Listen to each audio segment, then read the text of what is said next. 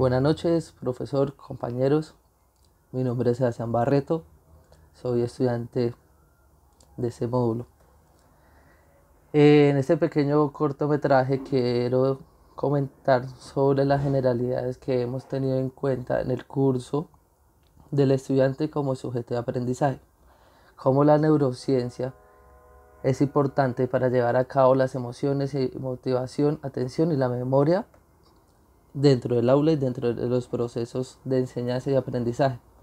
Como otra disciplina como la neurodidáctica nos facilita para crear herramientas para fortalecer el aprendizaje y el desarrollo cerebral del estudiante.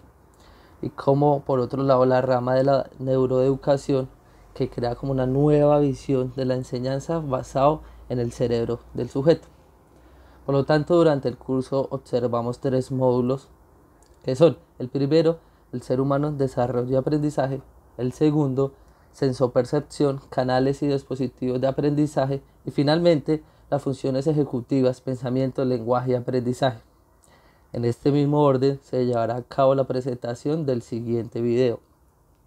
Por lo tanto, dentro del ser humano y el ser humano tiene una gran relación entre el concepto de desarrollo y aprendizaje, dejando a un lado totalmente el concepto de desarrollo, que lo acoge la parte económica desde los años de 1930 para adelante, y se acoge un nuevo concepto de desarrollo humano, el cual es llegar a buscar el progreso y el bienestar del sujeto como tal. Por ende, también buscar el fortalecimiento de las capacidades y el uso de ellas. Un tercer pilar es la libertad, que cómo puede vivir el estudiante o el sujeto y cómo éste puede crear oportunidades para el desarrollo mismo. Y por último, la constitución como sujeto dentro de la sociedad. Por este orden de ideas, el desarrollo del ser humano es holístico, donde interfieren diferentes factores, tanto sociales, económicos, culturales, políticos, ambientales, demográficos y biológicos. Todo esto va a generar una unión para comentar y ejercer el desarrollo humano. Encontramos y nos centramos básicamente en el desarrollo biológico, el cual nos sugiere 5 categorías. El desarrollo neurofisiológico, que ya entra desde el proceso de gestación y la alimentación de la madre en este proceso. Dentro del desarrollo cognitivo, inteligencia y creativo del sujeto, que es la parte de la búsqueda de la libertad mental, la relación con el contexto y generar un pensamiento creativo, lo que generar un pensamiento de lo que nadie llega a pensar. De luego encontramos el desarrollo psicológico y afectivo, que ya es el encuentro de la igualdad o equidad de las oportunidades y asimismo generar ambientes de alegría y de felicidad dentro de los sujetos. Luego, el desarrollo moral, ético y de valores es que se llegue a desarrollar una educación humanista, donde se llegue a encontrar los estudiantes la autorrealización, la libertad, la autodeterminación y la creatividad. Por último, encontramos un desarrollo vocacional y profesional, teniendo en cuenta que actualmente la escuela o la educación está totalmente descontextualizada. Por ende, hay que generar unas condiciones adecuadas y oportunidades para generar que la educación y la escuela esté totalmente contextualizada en la realidad social. ¿Listo? Posteriormente encontramos un gran aporte de la psicología en torno al desarrollo, el cual nos lleva a pensar en diferentes etapas como tal. En esta vamos a encontrar 7 etapas importantes: la prenatal, la neonatal, que es del nacimiento hasta los 2 años; la infancia, la cual se divide en dos: la primera infancia de 2 a 6 años, la segunda infancia de 6 a 12 años; la adolescencia, la cual también se divide en dos: la pre, que va de 12 a 14 años, y la adolescencia, que va de 14 a 18 años. Luego encontramos la juventud, que abarca entre los 20 a 40 años; posteriormente la madurez, de 40 a 65 años, y la vejez del sujeto, que abarca desde los 65 años en adelante. Uno de los impactos más importantes de la psicología lo encontramos por medio del autor Piaget, el cual genera un desarrollo cognitivo y de inteligencia del sujeto por medio de los estadios, en los cuales se pueden dividir en cuatro, perdón. El sensoriomotor, que abarca de los 0 a 2 años, que son las acciones preverbales de los sujetos. La segunda etapa, preoperacional, de 2 a 7 años, la formación de conceptos. Luego encontramos las operaciones concretas, de 7 a 11 años, donde el sujeto genera un pensamiento lógico. Posteriormente, encontramos las operaciones formales de 12 años adelante, cuando ya el sujeto genera pensamientos abstractos de la realidad. Por ende, encontramos que dentro de la educación o dentro de los ámbitos del proceso de enseñanza y aprendizaje, siguiendo el orden de las teorías generales de sistemas, encontramos otro psicólogo importante, que fue Bronfenbrenner, con su modelo ecológico, el cual abarca 4 sistemas que van a influir al estudiante durante el proceso de aprendizaje, tomando en cuenta que el estudiante va a ser el centro de la educación. Por ende, encontramos un microsistemas que son como ejemplo, son como la escuela, familia, etcétera, etcétera. Encontramos esos sistemas que ya es cuando encuentra la interacción entre diferentes y otros sistemas. Luego encontramos el exosistema, factores que influyen, pero que no es necesario que esté en torno del sujeto. En otras palabras, son como las políticas educativas que van a influir dentro de todos los distintos procesos de aprendizaje a nivel local, nacional e internacional. Por último, encontramos el macrosistema, que ya es la cultura donde está inmerso el sujeto como tal. De allí vienen varias teorías, paradigmas de la educación, las cuales la podemos dividir en dos: el conductismo y el constructivismo. El conductismo con 3 pilares importantes, que son el conductismo clásico por Pavlov, de estímulo y respuestas; el conductismo operante por Skinner, estímulo y conducta; y por último la teoría cognitiva social de Bandura, que nos hablan de un aprendizaje basado en modelos, que el estudiante aprende por medio del reflejo como tal. Esto va a generar que dentro de la escuela existan 2 roles principales: el de docente, que es el que tiene el conocimiento, el que tiene el poder dentro del aula, el que transmite el mismo conocimiento; y el estudiante, que es un estudiante pasivo, que no participa en la construcción del conocimiento y solo es un agente para adquirir información. Por otro lado, encontramos el constructivismo, que ya es la base de que el estudiante llegue a construir el conocimiento dentro de la constitución social y cultural del mismo. Por ende, encontramos varias teorías, enfoques y modelos pedagógicos importantes, los cuales encontramos, por un lado, la teoría de cognitividad de Jean Piaget, que anteriormente la expuse. Por otro lado, encontramos un gran aporte de Vygotsky sobre la teoría sociocultural y cómo el conocimiento y el pensamiento se adquiere por la interacción social y cultural del sujeto. De ahí encontramos una faceta muy importante, que es la zona de desarrollo proximal, que es por medio en el cual los docentes entran como apoyo para que el sujeto llegue a construir el conocimiento. Por otro lado, encontramos a Bronfenbrenner, que nos hablan de un enfoque ecológico. Anteriormente lo expuse, que son las teorías de los sistemas. Por un lado, también encontramos a Howard Gardner, que nos habla sobre las distintas inteligencias múltiples que tiene el estudiante. De allí parte que cada estudiante tiene su proceso o un estilo primordial para el proceso del aprendizaje como tal. Por último, el aprendizaje significativo de Ausubel, que concentra o que dice que cada sujeto tiene una estructura cognitiva previa antes de entrar al aula, y que en el aula lo más importante es llegar a relacionar la estructura antigua con la nueva para generar así una unificación y por lo tanto un aprendizaje significativo.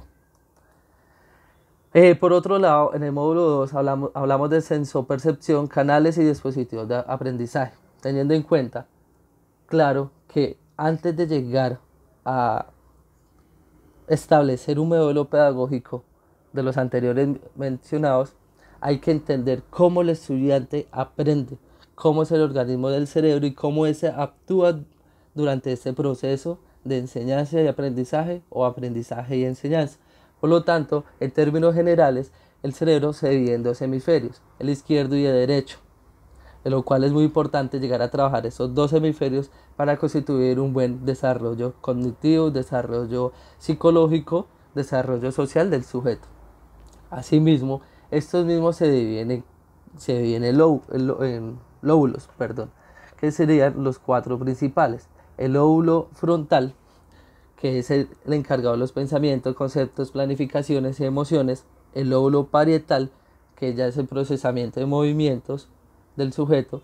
El lóbulo occipital, que es el procesamiento visual. Y por último, el lóbulo temporal, que nos habla sobre el oído, el olfato y la memoria del sujeto como tal. De allí viene un término muy importante, que es la plasticidad del cerebro, que básicamente es la habilidad del mismo para cambiar y asimismo adecuarse a diferentes medios donde se relaciona. Y por lo tanto, cuantas más plasticidad que exista en el cerebro, va a ser mayor el aprendizaje de ese sujeto. De allí que viene el papel importante del docente en crear curiosidad para que el sujeto tenga mayor relación con el conocimiento. En este orden de ideas, la teoría de MacLean nos habla de un cerebro triuno, que básicamente divide en tres cerebros como tal. El cerebro reptiliano, que es el encargado de la supervivencia del sujeto. El cerebro límbico, que es muy importante para el proceso de enseñanza y aprendizaje, que se trata de las emociones, de los sentimientos y cómo ese personaje actúa dentro de su círculo social. Y el cerebro racional como tal, que ya hablamos de lo lógico, lo matemático, ya del pensar, un pensamiento abstracto. Por ende, encontramos las sensaciones y percepciones. Las sensaciones son conocimientos directos extraídos por los sentidos, ¿sí? Por medio de estímulos. Se incluye esto, genera que el lenguaje electroquímico, la energía electroquímica, que es el lenguaje como tal del sistema nervioso del ser humano. La percepción, el ser humano adquiere conocimientos asociados por estímulos sensoriales. De allí que podemos encontrar cuatro tipos de percepción: la visual, la auditiva, la gustativa, olfativa y la áptica. El estilo de aprendizaje es muy importante saber o caracterizar a nuestros estudiantes que tienen diferentes tipos o diferentes ritmos de aprendizaje, ¿sí? Por ende, algo importante que observé en este curso fue el esquema por Honey y Mumford, el cual lo divide en cuatro estilos de aprendizaje. El activo, que es el que disfruta el presente, el que está ahí mismo. El reflexivo, que son los sujetos que observan mejor, analizan. Los teóricos, que se enfatizan en lo lógico racional. Y los pragmáticos, que son prácticos, rápidos y definidos como tal. Después de todo lo que hemos visto, una apreciación muy importante, una teoría que surge, que va a dar un gran golpe dentro de la educación y dentro de ese mismo proceso de enseñanza y aprendizaje, va a ser la inteligencia emocional, por Goleman.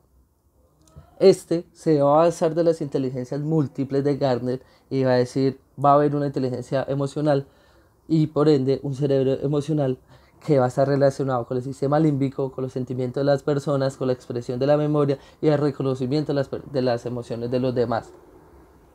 Este habla sobre que las emociones son reacciones psicofisiológicas que se presentan modos de adaptación a diferentes ciertos tipos de sistemas como tal. Por lo tanto, la emoción las emociones de un sujeto, va a estar influidas por el sistema límbico, influidas no, va a estar relacionadas se va a ver afectadas por el sistema o va a afectar el sistema límbico, el sistema neocorteza, la amígdala y los lóbulos prefrontales, ¿sí? Listo. En ese orden de ideas van a haber conceptos, observamos durante el curso conceptos muy importantes, como, perdón, como la atención, que es la capacidad de concentrarse a un estímulo. Por ende, encontramos dos tipos de atención, la fija, que genera ante el peligro, y la ejecutiva, que es muy corta pero muy importante para ese proceso de aprendizaje del estudiante. La emoción es muy importante para llegar, puede ser positiva y negativa. Lo que debemos hacer como docentes es generar que la emoción sea positiva para que ayude y colabore en ese proceso de adquirir el conocimiento y guardarlo en la memoria de largo plazo, ¿sí? Por lo tanto, la motivación, otro concepto muy importante, es la fuerza o acción resultante a los componentes emocionales.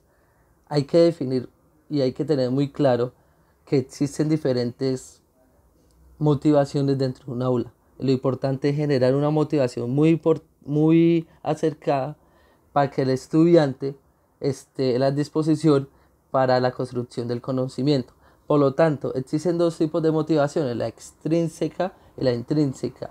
Extrínseca, y intrínseca. La extrínseca es las acciones exteriores que desarrollan dentro del sujeto, llevada a cabo por la educación tradicional. Y la intrínseca es la satisfacción de las necesidades del cerebro de las necesidades y deseos internos de los sujetos como tal. Asimismo, se culmina el módulo 2 y aspectos o conceptos muy importantes como la emoción, la motivación, atención, memoria, se vuelven unos conceptos fundamentales para tenerlos claros durante nuestras prácticas educativas. Por otro lado, y ya para cerrar, encontramos el tercer módulo que nos habla sobre las funciones ejecutivas, pensamiento, lenguaje y aprendizaje. Por lo tanto, se relaciona con el anterior módulo al hablar sobre la memoria, que es el proceso cognitivo por el cual el conocimiento es codificado, almacenado, consolidado y posteriormente recuperado. Por lo tanto, hablamos de dos tipos de memoria, la a corto plazo y la de largo plazo.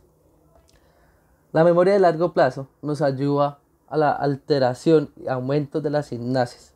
Nos ayuda a la alteración y al aumento de la sinapsis dentro de las neuronas. Si bien las neuronas están en todo nuestro cerebro, pero necesitan una conexión como tal, el cual es la sinapsis, el cual en el momento del proceso de aprendizaje, si se genera esa sinapsis dentro de las neuronas, va a generar un aprendizaje significativo.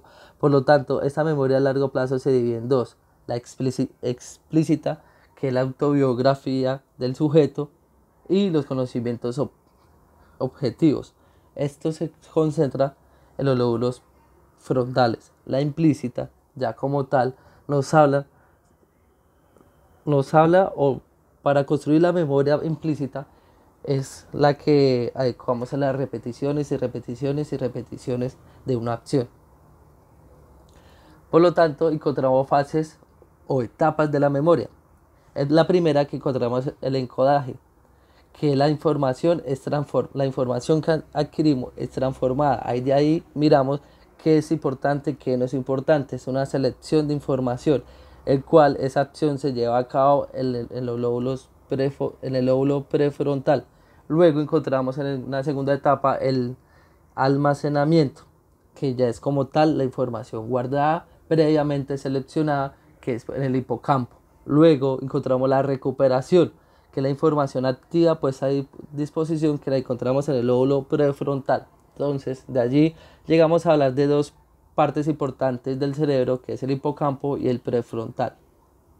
Luego, las funciones ejecutivas son las rutinas responsables de la monitorización y regulación de los procesos cognitivos durante la realización de tareas cognitivas complejas, ¿sí? Dentro de estas encontramos tres ejes principales que se trabajan en las funciones ejecutivas. La memoria de trabajo, que es procesar, y, y dura 30 segundos, que es muy importante. Luego encontramos el control inhibitorio, que es la autorregulación ante un estímulo, y por ende encontramos la flexibilidad mental, que es el cambio, cambiar la atención de un objeto a otro, muy importante en el proceso de aprendizaje, ¿sí? Y muy importante para llegar a entender diferentes procesos que se llevan a cabo en la vida rutinaria. Por ende, en ese orden de ideas encontramos ya como tal la construcción del pensamiento. Hubo un gran debate durante las lecturas previas que realizamos en el curso, que decían que la construcción del pensamiento era por medio de las imágenes, que el ser humano adquiría el conocimiento, por ende, y el pensamiento por medio de imágenes. Pero luego llega la otra teoría que dice que la construcción del pensamiento se lleva a cabo por el lenguaje. De ahí viene la importancia nuevamente de Piaget, que nos habla de de la relación sociocultural del sujeto, y que por medio del lenguaje va a llegar a transmitir la cultura, y por medio del lenguaje se llega a cabo relaciones importantes dentro del sujeto, y que por medio del lenguaje se va a simplificar el pensamiento como tal. Al momento de la construcción del pensamiento va a generar un proceso muy importante que va a abarcar todas las partes del cerebro, que es la conciencia humana. Generar unos buenos pensamientos humanísticos, un buen pensamiento reflexivo, crítico, etcétera, va a generar una conciencia cultural mejor, que es lo que estamos luchando hoy en día para llevar a cabo una mejor convivencia social. Por ende, uno de los videos que más me impactó durante el curso fue una conferencia, que de momento no me acuerdo el nombre, que hablaba de generar generar un pensamiento crítico en nuestros estudiantes como tal. Al momento de generar un pensamiento crítico, este va a ver que va a ser más reflexivo, que va a ser más social, y que va a tener en cuenta muy bien las emociones, tanto personales como las emociones de los demás. Por último, quiero agradecer, quise hacer totalmente el video sintético para para poderlo observar de mejor manera, pero sin embargo durante el proceso de la clase se pudo construir muchos conocimientos a partir del conocimiento que tenía nuestro profesor y de las aportaciones que hacíamos continuamente durante las reuniones. Entonces, agradecer por todo lo aprendido durante el curso. Fueron conocimientos nuevos, conceptos importantes que van a llegar a fortalecer nuestros procesos de práctica, la práctica educativa como tal. Muchas gracias.